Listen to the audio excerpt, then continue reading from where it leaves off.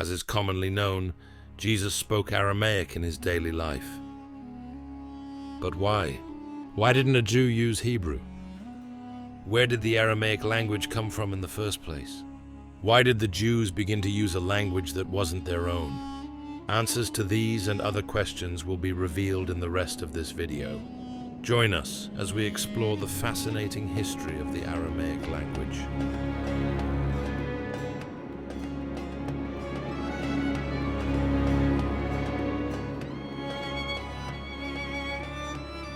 Let's take a look at the current situation in the Middle East. Here we find Syria, Lebanon, Israel, and the territory it occupies, Palestine, along with Jordan, Saudi Arabia, Iraq, and Iran. To the south lies Egypt, and to the north, Turkey. If we go back several thousand years to ancient times, in the area of present-day Iraq, we find the Mesopotamian civilizations, including the Sumerians, the Akkadian Empire, Babylonia, and Assyria. In the area of modern-day Iran, early civilizations such as Elam emerged, followed by the Persian Empire. Meanwhile, in what is now Egypt, the land of the pharaohs flourished, home to one of the world's oldest civilizations. To the north, in the region of modern Turkey and Syria, the powerful Hittite state developed, competing with Egypt for influence in the Levant. At first glance, it is clear that the people living in the area of modern-day Israel did not have an easy life. They were surrounded on all sides by great civilizations and powerful empires competing for influence in the region. In such conditions, maintaining independence as a small state was extremely difficult. In practice, the Israelites enjoyed independence only under exceptional geopolitical circumstances. Over the past 3,000 years, they were fully independent for only 19% of the time. With this in mind, it becomes easier to understand why this nation began using a different language. How did this come about? The name of the Aramaic language comes from the Arameans. Its history is incredibly fascinating because it demonstrates how a people who initially seemed marginal had a profound impact on the entire Middle East. Most people know little about the Arameans because history lessons often focus on the great empires of that region. Yet this people left their mark in a unique way. Their language became the lingua franca of the ancient Middle East and has survived in various forms to this day. Currently, Aramaic is spoken by small endangered communities in Syria, Iraq, and Iran, preserving an extraordinary tradition that spans over 3,000 years. It is worth emphasizing, Aramaic has been in use for over 3,000 years. Only a few other languages in the world can boast a similar achievement. Who were the Arameans? It is estimated that around 2,000 years before Christ, the Arameans inhabited the area of present-day Syria and its surroundings. By the 13th century before Christ, they began forming small city-states, the most important of which was the state of Aram, with its capital in Damascus. Aramean tribes gradually spread eastward, settling in Upper Mesopotamia. In the 8th century before Christ, the Aramean states fell victim to the expansion of the Assyrian Empire. Assyrian kings implemented a policy of mass deportations, dispersing the Arameans throughout the Middle East. At that time, the official language of the Assyrian Empire was Akkadian. However, Akkadian was a difficult language to learn. It used cuneiform script, which was significantly more complex, consisting of hundreds of signs that could represent syllables, entire words, or ideas, logograms. Learning cuneiform required many years of training, making it accessible only to specialized scribes. It was also less efficient for quick communication, especially in administrative and commercial contexts. These challenges made it easier for people to adopt the much simpler Aramaic language. It used a straightforward phonetic alphabet, consisting of about 22 characters. Aramaic script was easy to learn and write, making it practical for trade and administration. Thanks to its phonetic alphabet, writing was more intuitive and easier to read. Aramaic differed from Akkadian not only in the simplicity of its alphabet, but also in the materials on which it was written. Unlike Akkadian, which primarily used clay tablets and cuneiform script, Aramaic was written on a wider variety of materials, such as papyrus and parchment. These materials were significantly lighter and easier to transport than clay tablets. The simplicity of its alphabet, grammatical regularity, and the flexibility of Aramaic compared to the complexity of Akkadian made it an ideal administrative and commercial language in a multicultural empire. Aramaic quickly replaced Akkadian in everyday use, highlighting its practicality in the context of the multi-ethnic communities of the Middle East. The Aramean states fell to Assyria in the 8th century before Christ. Just 100 years later, during the reign of Ashurbanipal, Aramaic had become practically equal to Akkadian as an administrative language. What was happening with the Hebrews at that time? At the turn of the 11th and 10th centuries before Christ, the Hebrew tribes were united by King Saul, the first ruler of the united monarchy. He was succeeded by David, who made Jerusalem the capital, and then by Solomon, known for building the Temple of Jerusalem.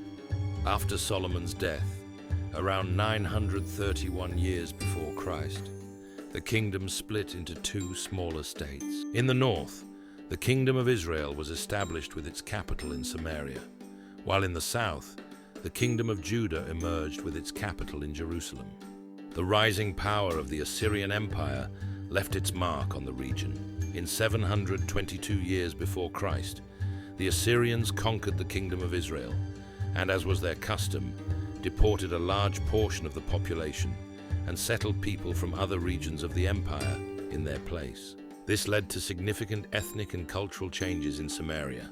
These events are important to remember in the context of later antagonisms between the Jews and the Samaritans. After the conquest by Assyria, the inhabitants of the northern territories began to intermingle with the incoming population, leading to the formation of the Samaritan community, which was viewed with hostility by the Jews. In the time of Jesus, pilgrims traveling from Galilee to Jerusalem often chose a longer route just to avoid passing through Samaritan territory.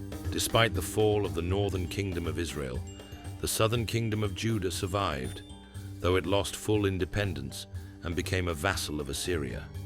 The Assyrian Empire continued its expansion southward and at its peak extended its dominance as far as Egyptian territory. These events had a significant impact on the Hebrew language. The deported population found themselves in an Aramaic-speaking world. Those who remained in the north, forced into interactions with other peoples and the Assyrian administration, also began using Aramaic in their daily lives. In the Kingdom of Judah, Hebrew remained the dominant religious and national language. However, increasing contact with Assyria and other Semitic states led to the adoption of Aramaic in trade, administration, and diplomacy. As a result, Aramaic gradually gained popularity, especially in international contexts, which over time contributed to the development of bilingualism and multilingualism in Judah. All empires eventually fall, and the Assyrian Empire was no exception. Its decline began in the late 7th century before Christ, when weakened by internal conflicts and overextension of its territory, Assyria was attacked by a coalition of Babylonians and Medes. In 609 BC, Assyria ceased to exist as an independent state, and its territory was divided among the victors. The Babylonians and Medes took a pragmatic approach to language, accepting the highly popular Aramaic as a tool for communication. In the conquered territories, they did not attempt to impose Akkadian, allowing Aramaic to dominate in administration and trade.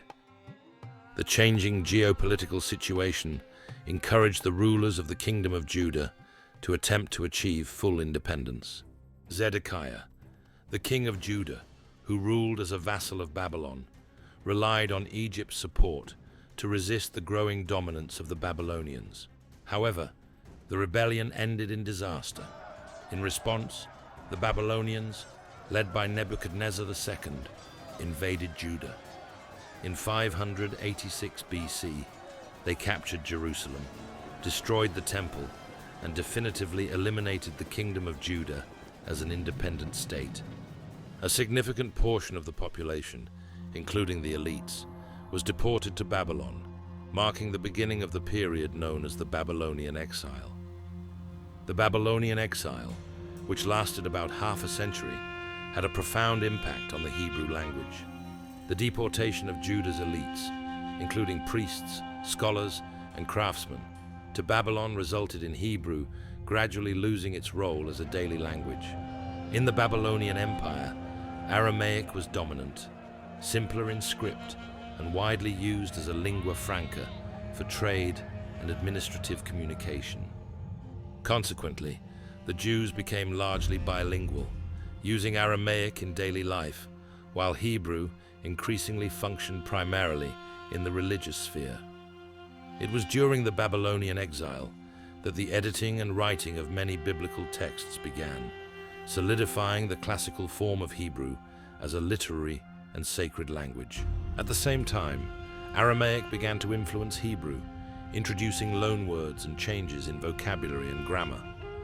It is worth noting that even in biblical texts, such as the Book of Daniel and the Book of Ezra, there are sections written in Aramaic, reflecting the linguistic reality of that time. Like many other empires, Babylon did not withstand the test of time. Internal tensions and problems weakened the state, while simultaneously the Persian Empire, united with the Medes, was rising in power. Under the leadership of Cyrus the Great, the Persians defeated the Babylonians in 539 BC, ending Babylon's independence. After capturing Babylon, Cyrus issued a famous decree allowing displaced peoples, including the Jews, to return to their homelands and rebuild their temples. This was part of his strategy to gain the loyalty of conquered nations. However, the return to Judah was not a mass movement. Most Jews had settled comfortably in Babylon, where many had achieved economic and social standing. Those who returned represented a minority of the Jewish community. The returns occurred gradually over decades. Judah, as a Persian province, was devastated after years of warfare, which further discouraged mass repatriation. After their return, the Jews began rebuilding the temple in Jerusalem on the hill previously destroyed by the Babylonians. The so-called Second Temple was completed in 515 BC and became the center of religious life for the Jewish community.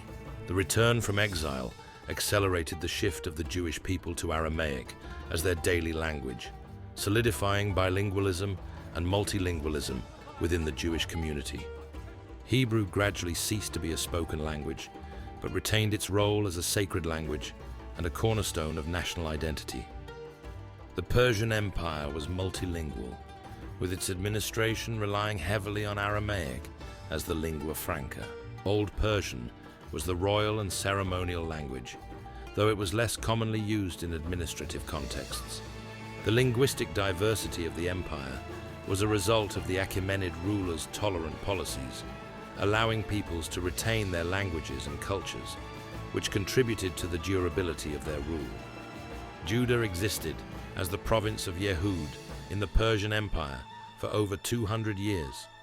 The end of Persian rule came during the time of Alexander the Great, who conquered Jerusalem in 332 BC, and, 2 years later, Persepolis, the ceremonial capital of the Persians. This marked the beginning of the Hellenistic era, during which Greek culture gradually spread into the Middle East. The Greek language grew in importance as a language of culture, science, and literature. However, the process of Hellenization was slow and primarily concentrated in urban centers. In rural areas and among local communities, deeply rooted languages such as Aramaic, dominant in the Middle East for centuries, maintained their prominence. Aramaic and other local languages, which had developed over more than a millennium, remained largely unaffected in many regions, serving as important elements of local identity and tradition. After Alexander the Great's death in 323 BC, his empire was divided among his generals, forming powerful Hellenistic kingdoms. Judah initially came under the rule of the Ptolemies, who governed from Alexandria in Egypt. In 200 BC, control of the region passed to the Seleucids, whose rule lasted until the Maccabean revolt, which led to the establishment of the independent Hasmonean state. After many centuries, the Jews regained independence, though only for a few decades before the Romans took control of Judea in 63 BC. At this point, another language entered the scene: Latin. Originally a local language of Latium, it became the language of administration, law, and the military as the Roman Republic expanded. By the 1st century before Christ, under Julius Caesar, Latin had achieved the status of the official language of the empire. Although Aramaic, Hebrew, and Greek were dominant in Judea, Latin was used in administration and the military, symbolizing Roman authority. By the time of Jesus, not enough time had passed since the Roman conquest of Judea for Latin to become widespread in the Middle East. At the beginning of the new millennium, it remained a niche language, primarily used by Roman officials and soldiers. In Palestine, Aramaic continued to dominate as the deeply entrenched daily and commercial language of the region. Centuries of foreign rule had transformed Hebrew from the spoken language of the Hebrews into a liturgical language, often unintelligible to the majority of the local population. In its late Aramaic form, the language began to decline across the Middle East, with the Arab conquests in the 7th century, when Arabic replaced it.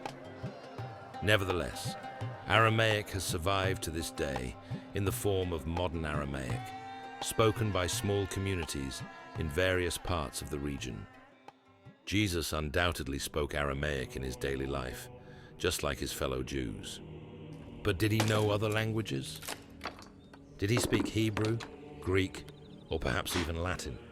The answers to these questions can be found in the next part. You'll find the link in the description. As always, we encourage you to subscribe to the channel and give us a thumbs up.